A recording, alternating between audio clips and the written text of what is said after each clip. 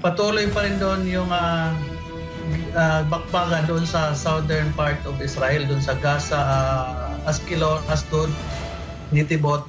At katunayan may mga ibang Pilipino natin doon na naipit din sa gulo. At saka may na-hostage. Kinumpirma nung asawa na isa sa na-hostage yung asawa niya.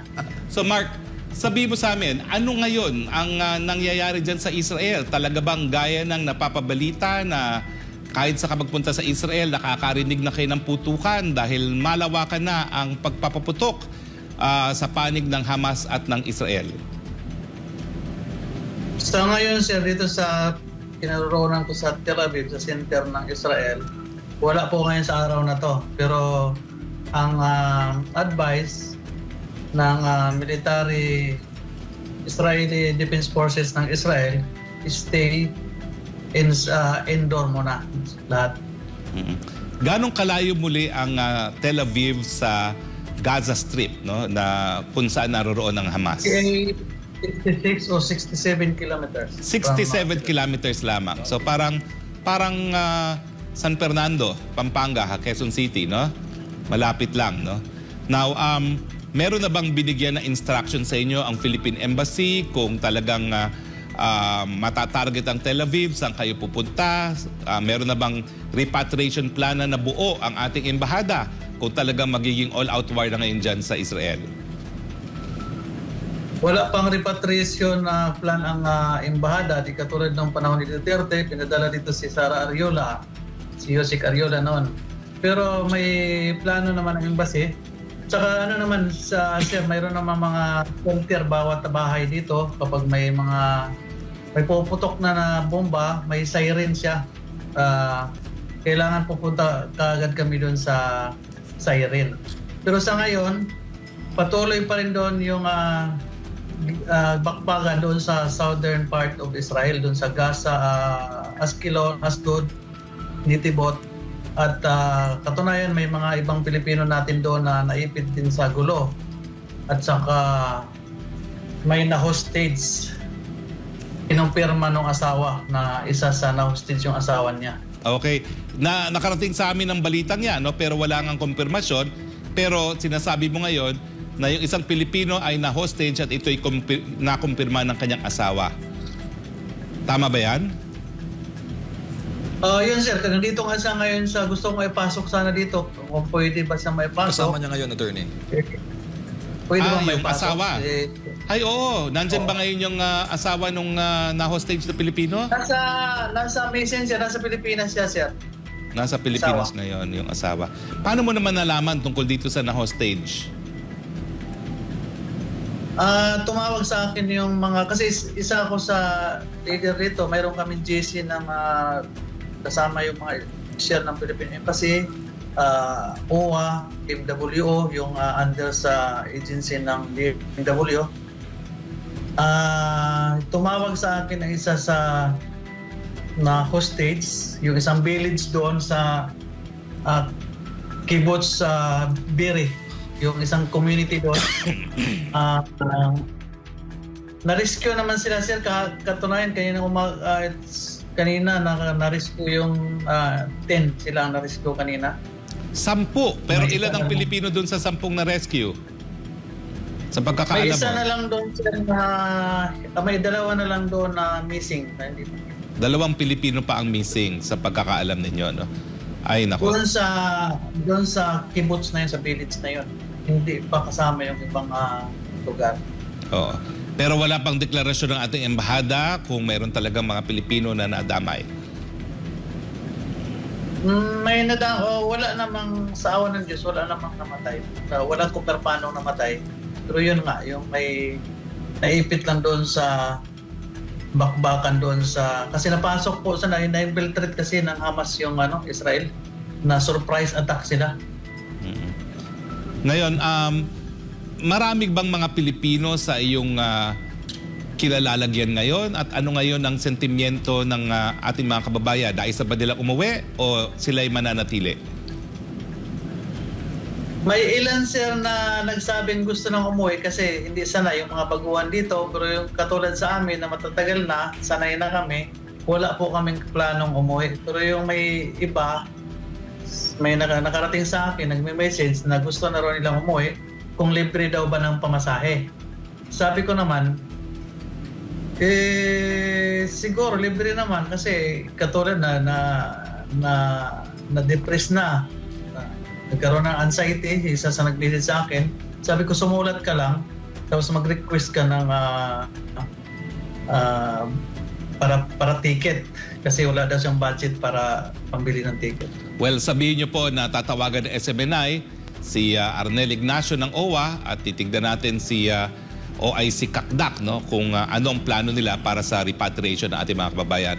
Admar at saka MJ, may mga tanong kayo? Magandang umaga, Mark. Meron kang mga members na missing, pa-clarify lang ako. Members ng inyong grupo po or community? Hindi naman members talaga na bona fide members, pero isa kasi ako sa tinatawagan katulad ng mga government to government process na caregivers. Kilala po ako na na isa sa nag-assist sa kanila. Tinatawagan nila ako. Na-rescue na sila yung mga tumawag sa akin ng mga nakarang araw na 24 hours sila doon na walang pagkain. Mula umaga hanggang gabi, kinagabihan na sila nakakain kasi tubig lang talaga ang mayroon doon sa shelters nila. Tsaka naipit sila kasi nandoon ang Hamas, nagpaikot-ikot doon sa village na yun. Okay, sa mga kakilala mo mayroon isang sugatan na Pilipino, nasa hospital pa ngayon kasi naparil siya dito. Okay. Naparil kasi yung alaga niya napatay sa Hamas, tapos siya gusto niyang i-rescue sana, pinagpaparil na yung alaga niya, nakatakbo siya sa shelter, pero dito lang naman sa balikat na tinamaan. As per DFA, wala pa namang sinasabing na talaga nasawi sa kasalukuyan ng mga Pilipino. Pero Sir Mark, yung mga kakilala nyo po ng mga Pilipino, karamihan ba sa kanila mas nanaisin na umuwi dito sa Pilipinas or nais din nila manatili muna dyan, lumipat lang? Majority hindi, wala silang balak na umuwi. Meron lang ilan na natatanggap ko na tawag o message na dalawa lang na natanggap ko na message. Aywan ko sa Philippine Embassy kung may natanggap sila. May dalawang natatanggap na nagnanais na umuwi na lang siya sa Pilipinas kasi hindi niya kaya yung trauma. Ang Israel ay may mahigit 9 million na populasyon, 9 million pala. Attorney. Pero yung buong Israel ba parang apektado, paralyzed ba yung or ano ba yung sitwasyon sa buong Israel? Bahagi lang ba yan? Yung the rest, normal lang naman yung pamumuhay? Kamusta yung kalalakihan dyan? Kasi pag mga ganyan may gera, lahat magiging magiging kasama o kalahok yung mga lalaking mga Hudyo para sa gera. Nag-declare sila ng state of emergency ang Israel, tsaka tinawag na nila yung mga reservist na mga Israeli para sumama sa gera. Kasi patuloy pa ang bakbakan ngayon. Ngayon ang gabi may pinalipad naman na rocket doon sa Askelon, isang city dito sa Israel. Natatakot na naman yung mga Pilipino natin doon kasi nagpalipad na naman ang kalaban ng mga rockets. Pero may area pa rin dyan sa Israel na parang normal lang or lahat buong Israel talaga itong parang dito kahit sa Tel Aviv naman parang normal, pero ang instruction ng IDF stay inside talaga. Yung mga nandoon sa south, stay sa shelter. Hindi pwedeng lumabas sa shelter sa boundary ng Israel. Sa shelter lang sila talaga dapat. MJ? Sir, good morning. Si MJ po ito. Nagbukas po ng hotline at several Viber hotlines din ang pamahalaan. Nakarating po ba ito sa inyo? Itong mga iniutos po ni Pangulong Bongbong Marcos na para direkta kayong makahingi ng tulong sa Philippine government? Nakarating kahapon pa yan, sir, kasi ang embassy dito, active sila 24/7. Tsaka kasama namin, may JC kami sa lahat ng Filipino leaders dito sa Philcom leaders sa Israel, gumawa ng group chat yung Philippine Embassy. Ang goal nila, nag-concentrate sila sa mga affected areas at saka yung rescue operation sa mga kababayan natin na ipit sa gulo.